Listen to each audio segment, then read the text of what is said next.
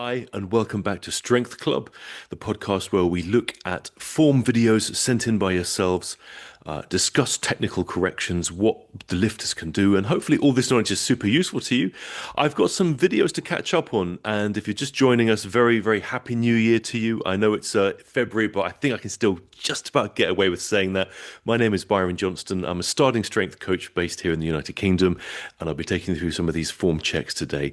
If you've got any questions about this, you're always welcome to message in. And if you're a lifter yourself and you're not sure about some of the things you're doing, you can always reach out through the Starting Strength app to submit a form check, and we get a look at that for you.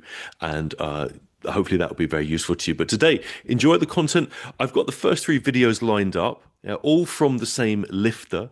I hope I get the pronunciation of the name right. Alan. It could also be Elaine. I'm not sure. It's Alain. I'm not sure if I'm saying that correctly. So Alan or Elaine, apologies if I pronounce your name incorrectly. But we're going to get stuck into your lifts first of all. And then we have one from Sam at the end. So let's get stuck into the squat first, an old favorite of ours, looking at the squat. And let's just get him moving and see what's going on. So we can see here training in the gym, safeties are set, big mirror in front of I'll say Alan. Alan, I'm sorry if I'm getting that wrong on your name, buddy, but bear with me. I'm not sure of the pronunciation. Let's back up the tape a little bit here. Okay. All right. So I can see a couple of things on the get-go. There's really, with the mirror situation, that can be very distracting. I'll say Alan again, I'm sorry if I'm getting this wrong. What mirrors, guys, will have a tendency to do to your eyes is to pull your gaze into the eye. That's what they want to do. And Alan, what I'm seeing here, even though the plates are in the way, I can see the back of your head is kind of up at an angle like that. Yeah, like so. And that tells me that that's kind of what's going on here. And probably the mirror is the culprit here. It's naturally pulling your eyes up. I know you made a comment about your knee position. I'll be honest, from this side view here, it is a little difficult to see what your knees are doing if they're tracking off. Sometimes you can see sometimes a little bit of rotation from this angle. You may want to go for a completely rear view, or even looking into the mirror, because then you'll see that if the knees go too far out or too far in, you can kind of see knee movement a bit clearer. If that was one of Alan's concerns, is what his knees were doing. I might be seeing a tiny little bit of inward knee movement, but if there's no discomfort, that doesn't worry me at this point. But that situation, Alan, with your head position there, that can be problematic because it can disrupt the hip drive. And that hip drive is really how we get out of the squat. So you want to be very careful of that. In situations like this, what I've suggested to do is to take something like a tennis ball or a brightly colored object and place it on the ground and give yourself an object of attraction to look at. Because a brightly colored object is what will do it, because the mirror is really quite strong. And if anyone starts moving around behind you, that will attract your eye gaze. Again, if the head gets pulled up, the body will go with the head, where it will follow the head. Yeah, where the head goes, the body follows. So just watch out for that in the position there. Okay, so place an object down there. Get used to looking down and keeping your nose pointed down at the position where the wall kind of meets the floor. All right, that should help you there.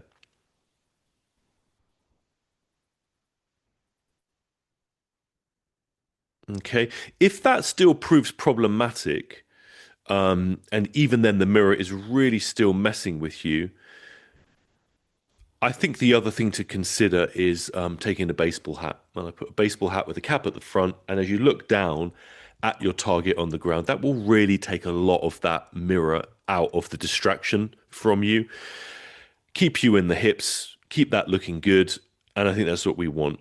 Okay, it would also help you focus as you point your eyes down there, Alan. It will help you get leaned over nice and early on. It will help you orientate yourself correctly as you start the descent of the squat.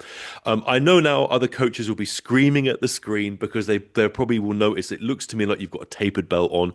It's not our favorite kind of belt, Alan. So, because it doesn't provide an even pressure all around your body. So hey man, there's not an immediate rush, but when the time comes, if you were upgrading your equipment, I would probably get you out of that belt and get you into something like a belt that is of an even diameter all the way around you. So that belt width, I can't see if it's a 3 or a 4 inch, but whichever is working for you. 3 inches very, very common.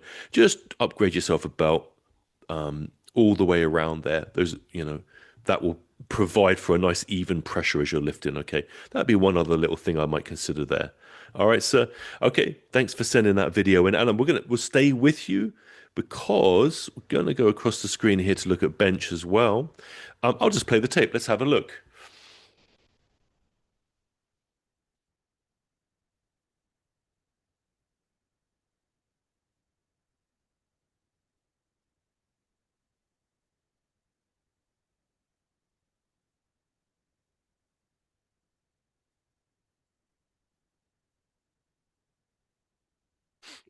I have to tell you guys, I really like what I'm seeing. Alan, I like what I'm seeing.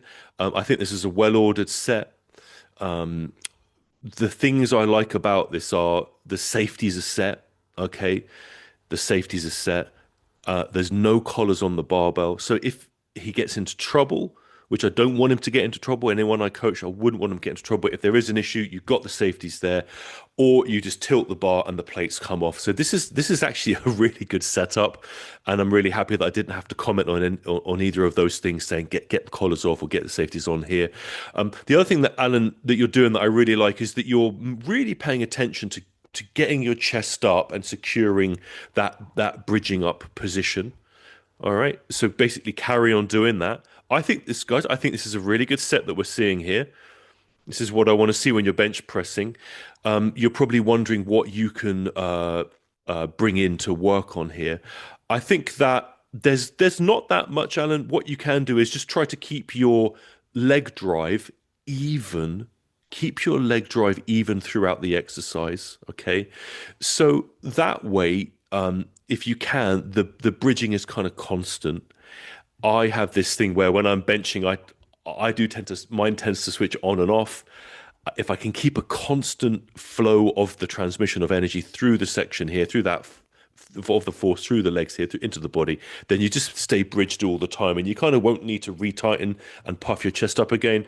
But to be honest with you, when we're doing sets and reps, it does get tiring, and if you get loose, it is better to get the chest up, retighten the shoulders back together, reacquire that position. That's the way we want to do it.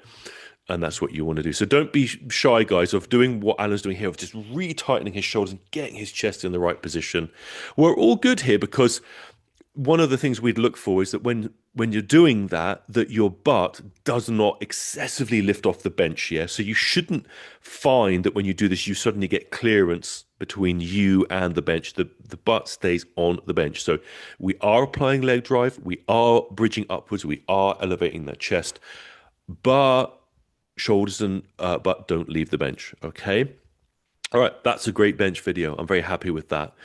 Okay, Alan, this is his last one.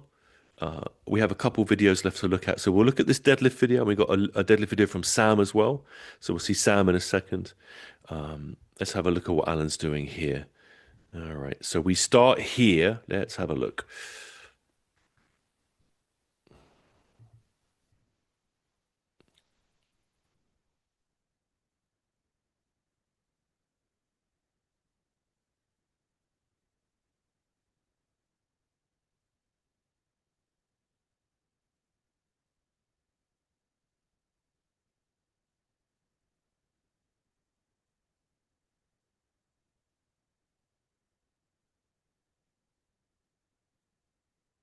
Interesting. Okay, Alan. So this is really common with the deadlift. And we'll probably see some similarities in the next video we're going to look at as well. The tendency with the deadlift can be to kind of try to get it done. So if it's at the end of the workout, you're tired, you've done a bunch of squats, you've done a bunch of upper body, and you just kind of want to get it done. You know, that one set of five, and then I can go home. And so it can promote the fatigue, and the element of getting the workout finished can somewhat promote, let's just get these reps done and kind of rush it out a little bit. The only problem is that the deadlift doesn't like being rushed. And when we rush the deadlift, often problems can creep in somewhat. Okay. So I think in deadlifting, guys, like my approach is to just be methodical and be really professional on each and every rep. Even though I know the temptation is there to just kind of knock that set of five out, but when you shave that time down too much, you find that things get shortened in terms of your execution of the lift, okay? And that can diminish somewhat the work we're doing. All right. So sometimes, Alan, I'm seeing your lockout is what we call a soft lockout. You just get the bot and it's down again. Yeah. So you're not really owning the top of the lockout. So you're just getting to the top, and then your legs sometimes aren't even straightened. It like one of the reps you hadn't quite and straightened out, just down as quick as possible. So at the top, take care to lock out the legs, to lock out the top position. See there, yeah, it looks like the legs almost didn't even straighten. So you want to make sure you secure that position here. You'll be completely straight. The body will be in compression, apart from the arms, and the whole skeleton is going to receive that loading signal when you do that and you control the top position. Now, that doesn't mean, Alan, that you need to stay there for 5 minutes and take a phone call while you're up there. No, no, no. But you want to be long enough up there that you own the top position. So pause for half a beat and then put it down. Okay. Just make sure you have just got everything in extension. You've locked out the lift. Okay. On the way up, um, part of the rushing of what's happening is can you see Alan's really just doing his best to pull the thing up and the head is kind of coming up here. You see that you see how the if I take a line out from the eyes, it's kind of looking at the heavens. Yeah.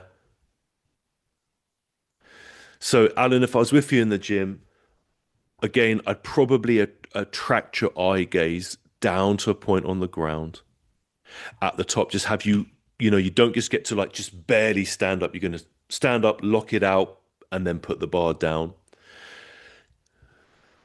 And here again, this speeding, and just try to just slow down a little bit here because, and we'll see this with Sam in a second. So maybe we'll talk about this more with him.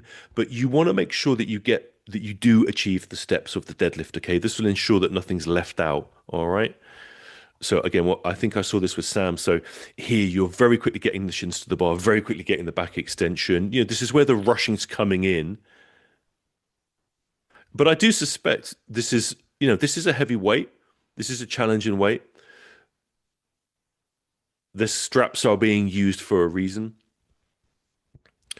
So this set of five, it may turn into a top triple and a back off triple at some point.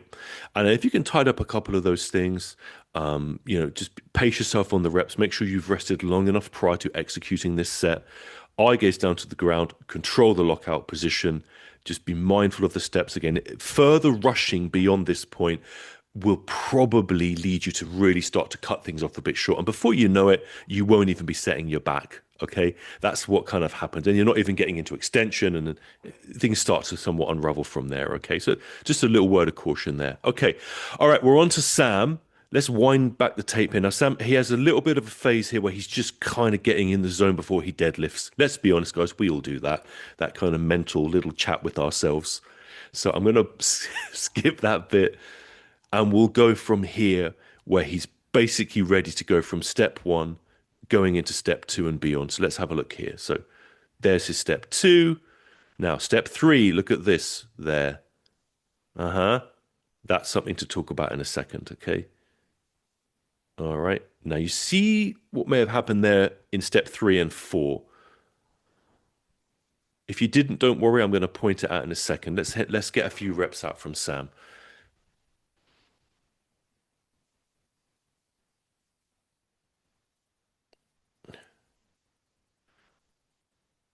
Yeah.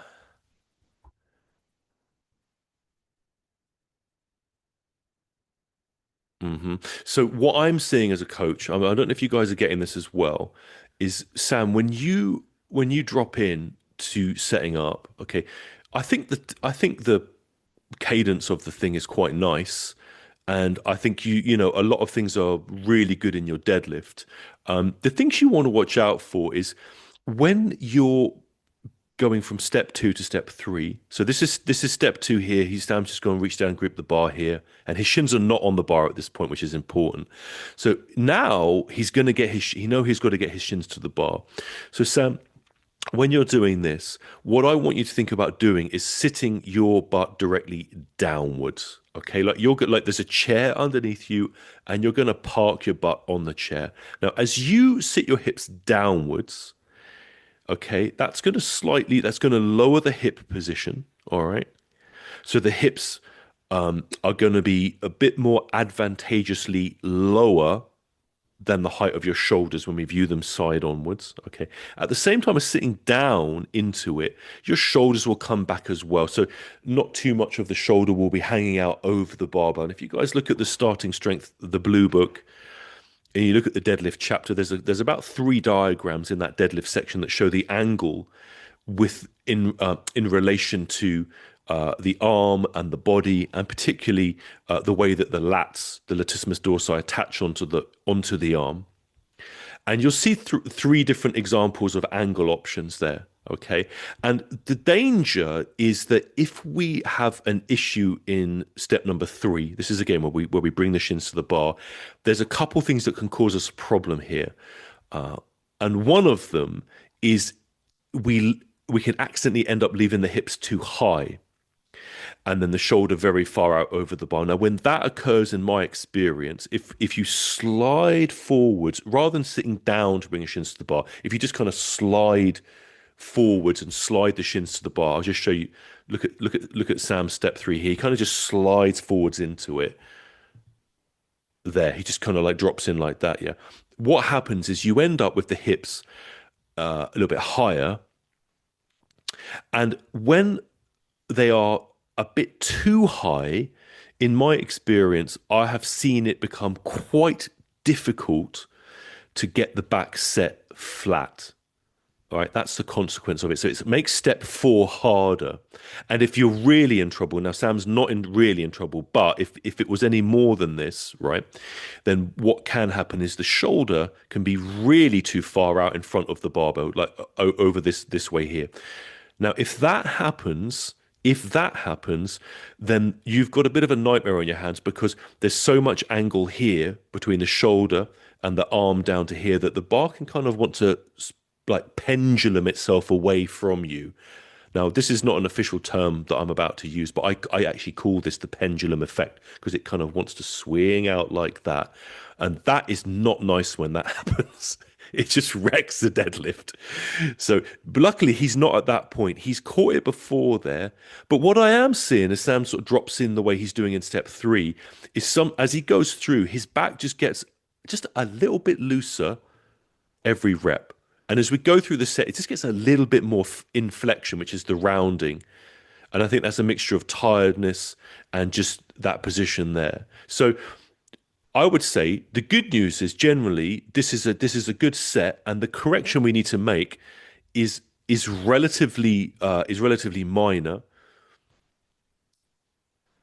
But we wouldn't want it to go the other direction, in which case everything just becomes a little bit harder. The back starts to get kind of looser and looser and a bit more rounded over time. And then the back extension just gets kind of more and more sloppy. So Sam, whereas you have a good deadlift, right? And we're talking about a relatively smaller point here. The one thing you can do to just kind of just tidy this off a little bit more is as you're going into step three, and if you guys are sort of have lost the plot at this point and go, what the hell is he talking about these steps? Don't worry, simple fix. Go onto YouTube, go to starting strength, go to deadlift tutorial or learn to deadlift, and you'll see the 5 steps broken down there nice and cleanly. And Sam, when you go into this, yeah, just be mindful. Try not to slide forwards and leave the hips too high. Just try to think about sitting down. As you sit down, okay, your hips are going to end up a touch lower. The shoulder's going to come back a little bit more. It's going to make it that when you go to step 4, the setting of the back, it's going to feel very smooth when you do that. Very, very trouble-free. And you'll probably notice it most of all when you get to the last, let's say, 1 or 2 reps of the deadlift. It will just feel like you can just get that done a bit easier, which means actually you're in the right start position. You've got great back extension, and back extension, guys. Remember, don't think of the back extension as a kind of like a styling. That's what starting strength likes to like style. It's not like a styling thing. It's a force transmission thing. Yeah. So it's not because we like it looks good or anything like that. It's none of that. Is everything that we do in starting strength, it goes back to first principles. You can always trace it back. So it's the answer is never because this guy called Rip in Texas said it's never that. There's always a mechanical reason or biological reason behind what we're deciding. That back extension is optimal for force transmission. Okay, so that's really what we want. And for those people, I know I do get a lot of calls and people emailing saying, "Hey, Brian, I want to learn how to lift. I'm a bit worried about hurting myself." That's really, really common. If I'll be honest with you guys, I don't focus on it. I don't focus on that risk so much when I work with people. But what I might say, what we could say in the gym environment is that if safety is a concern for you, safety is a byproduct of efficiency. Okay, so if we just focus on proper handling of weights, proper setup, then a lot of these issues that people worry about, they cannot get on the chessboard and they can't get in our way. Okay, so Sam, basically you've got a great deadlift, man. You're moving this confidently.